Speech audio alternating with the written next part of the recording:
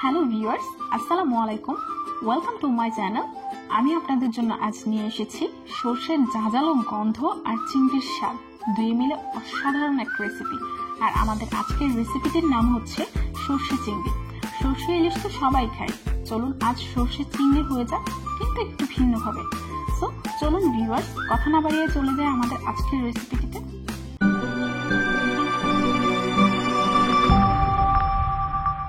Viewers, আমি এখানে নিয়েছি 6টি মাঝারি সাইজের চিংড়ি। আপনারা দেখতেই পাচ্ছেন চিংড়ির উপরের খোলসটা আমি ছাড়িয়ে নিয়েছি, যেন চিংড়ির ভিতরে মশলাটা ভালোভাবে ঢুকতে পারে। প্রথমেই আমি চিংড়িটাতে হাফ চা চামচ হলুদ গুঁড়ো আর লবণ দিয়ে মাখিয়ে রেখে দিব।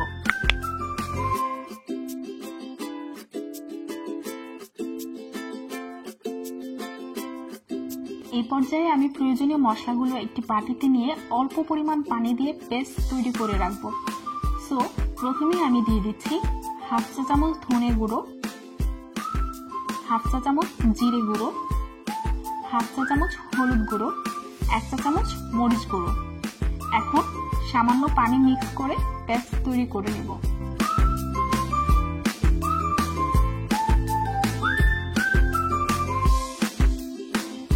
এখন একটি পাত্র আঁচে দিয়ে প্রথমে 2 টেবিল চামচ সরিষার তেল দিয়ে দেব।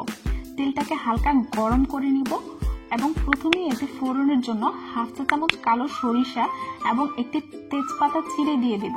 ভিউয়ার্স, খেয়াল রাখবেন সরিষাটা অবশ্যই হালকা গরম তেলে দিতে হবে, তাতে সরিষার স্মেলটা ভালো আসে। এখন এগুলোকে 1 মিনিট নেড়েচেড়ে ভেজে নিব। ভিউয়ার্স, এখানে একটা কথা খেয়াল রাখবেন, সরিষাটা কিন্তু অবশ্যই কালো সরিষাটা ব্যবহার করতে হবে।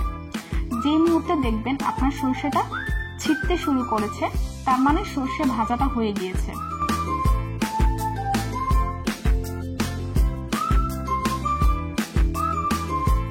ভিউয়ার্স, 1 মিনিট পর আমার সরষেগুলো ছিটতে শুরু করেছে।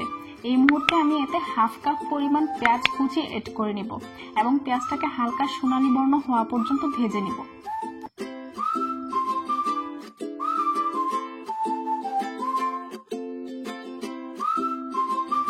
ভিউয়ার্স, আমাদের পেঁয়াজটা ভাজা হয়ে গিয়েছে। এখন আমি এতে প্রথমেই তৈরি করে রাখা মশলার পেস্টটা দিয়ে দিচ্ছি এবং হালকা একটু নেড়েচেড়ে পেঁয়াজের সাথে মশলাটাকে ভালো করে মিক্স করে নিচ্ছি।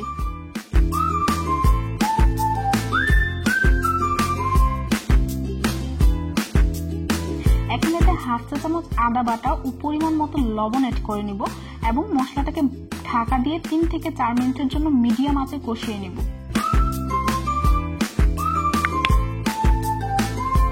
ভিউয়ার্স, 4 মিনিট পর মশলাটা প্রায় কষানো হয়ে গিয়েছে। এখন এই কষানো মশলাটাতে একটি টমেটো অ্যাড করে নেব।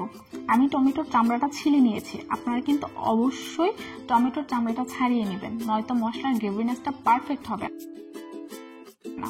এখন আমি টমেটো সিদ্ধ হওয়া পর্যন্ত ঢাকা দিয়ে রান্না করে নেব। আমার টমেটোটা প্রায় সিদ্ধ হয়ে গিয়েছে। এখন আমি এতে 4টে কাঁচামরিচ ও অল্প একটু চিনি দিয়ে দিব। চিনিটা দেওয়ার কারণ নিশ্চয়ই বুঝতে পারছেন, সরষের একটা ঝাঁঝালো ঝাঁঝ, টমেটোর হালকা একটু টক ভাব, সাথে চিনির একটা মিষ্টি ভাব, সত্যি বলতে অসাধারণ এক স্বাদ। ভিউয়ার্স, এখন আমরা মশলাটাতে আগে থেকেই হলুদ ও লবণ দিয়ে মেরিনেট করে রাখা চিংড়িটা অ্যাড করে নিব এবং হাফ কাপ পরিমাণ পানি দিয়ে ভালোভাবে মিক্স করে ঢাকা দিয়ে রান্না করে নিব।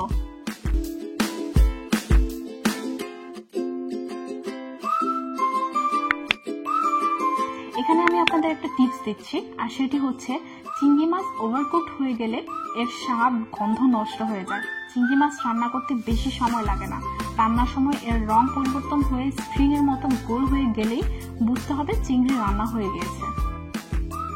ভিউয়ার্স, দেখতেই পাচ্ছেন আমাদের চিংড়িটা স্প্রিং এর মতো গোল হয়ে গিয়েছে এবং কালারটাও লালচে হয়ে এসেছে, আর এর জন্য আমার সময় লেগেছে 10 মিনিট। আমাদের চিংড়িটা প্রায় হয়ে গিয়েছে। এখন ধনেপাতা কুচি দিয়ে ঢাকনা দিয়ে 2 মিনিট দমে রেখে দিব।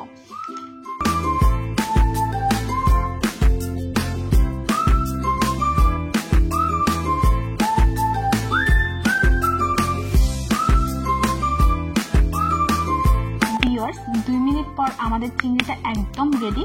এখন পরিবেশনের পালা। সো ভিউয়ার্স, তৈরি হয়ে গেল আমাদের আজকের এই সরষে চিংড়ি। আপনারা দেখতেই পাচ্ছেন এটা দেখতে কতটা সুন্দর হয়েছে, খেতেও অসাধারণ এই সরষে চিংড়ি। কালার, স্মেল, স্বাদ সব মিলিয়ে এক ভিন্ন স্বাদের এই চিংড়ি। অবশ্যই বাসায় ট্রাই করবেন। ভিউয়ার্স, আমাদের আজকের রেসিপিটি যদি আপনাদের ভালো লেগে থাকে তাহলে অবশ্যই আমাদের চ্যানেলটিকে লাইক, শেয়ার এবং সাবস্ক্রাইব করবেন। আর আমাদের সব আপডেট যদি সবার আগে পেতে চান তাহলে অবশ্যই বেল আইকনটিতে ক্লিক করতে ভুলবেন না। আর আপনাদের যদি কিছু জানার থাকে বা বলার থাকে তাহলে অবশ্যই আমাকে কমেন্ট করে জানাবেন। আমাদের আজকের ভিডিওটি দেখার জন্য আপনাদেরকে অসংখ্য ধন্যবাদ।